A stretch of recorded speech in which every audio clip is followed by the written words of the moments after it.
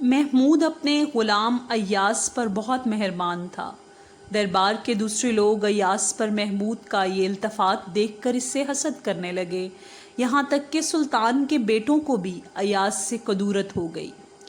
وہ ایک غلام کو دربار میں اپنے سے زیادہ محترم نہیں دیکھ سکتے تھے۔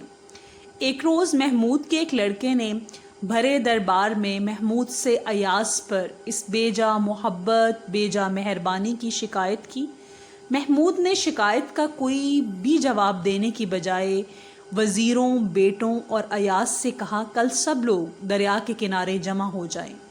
دوسرے روز سب لوگ دریا کے کنارے جمع ہو گئے۔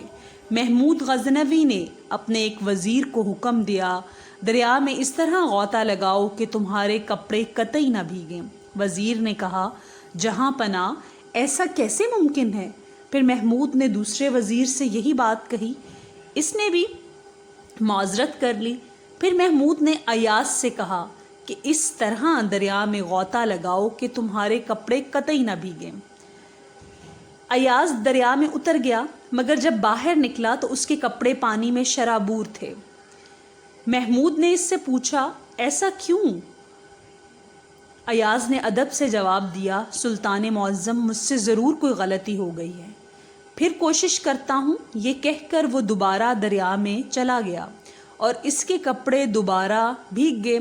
ایاز نے یہ عمل 10 بار دہرایا اور ہر بار کپڑے بھیگتے رہے اور وہ یہی کہتا رہا، مجھ سے ضرور کوئی غلطی ہو گئی ہے، پھر کوشش کرتا ہوں۔